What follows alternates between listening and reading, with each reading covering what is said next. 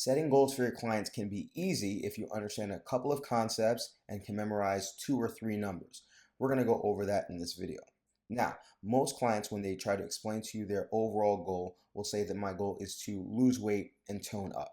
But essentially, your client is looking to drop body fat. That's what toning up equates to.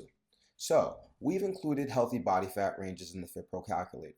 This may make sense to trainers, but clients often have a hard time visualizing what a specific body fat percentage will yield. So we've also included a visual representation of body fat percentage in a table below. So you're going to say to your client which image best represents the amount of definition that you would want to see in your midsection, understanding that most clients do not have the same body types as the figures in the table.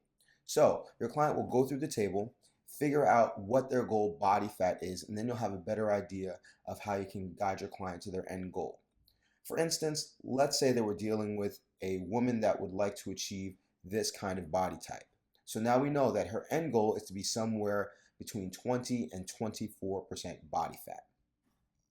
Our example client will be 30 years old. She'll be female. Her starting weight will be 175 pounds, and her starting body fat will be 36%. The first thing that you're going to acknowledge to this client is that they're in the yellow. This is the unhealthy range. And before we go into aesthetics, the first goal is to make sure that you're in the green or dark green range, as that yields a healthier body fat. Your client has a goal of, let's say, 24% body fat. But to jump from 36 to 24 would be difficult, and it would also be difficult to assess a proper goal weight for such a large jump in body fat percentage. So we're going to move in steps. Now, the first number that you're going to have to remember is 4, because we're only going to move the body fat 4 percentage points at a time. Since this client's starting body fat is 36%, we're going to put their goal body fat at 32.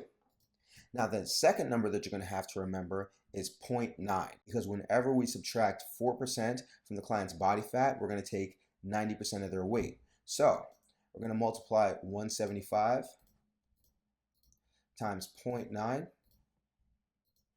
equals 157. So their goal weight right now is 157 pounds and 32% body fat. Let's say in 3 months you take the client's weight and body fat, and in a perfect world they achieve 157 pounds at 32% body fat. Your main goal is to have your client achieve their goal body fat more so than their goal weight. So the body fat will dictate everything. First and foremost, you have to acknowledge to your client that they have now entered into the green category of body fat ranges, so they have decreased their risk for metabolic disease. However, understanding that their goal is to get to 24% body fat, you're going to set a new goal. We're going to subtract 4 from 32. Our new body fat goal is 28% body fat, and our new goal weight is 157 times 0.9. Our new goal weight is 142 pounds.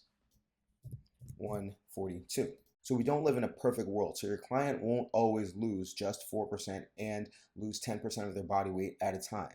So let's assume that your client hit their body fat goal and got to 27% body fat, just because this is how they're built, and then their goal weight got to 146 pounds.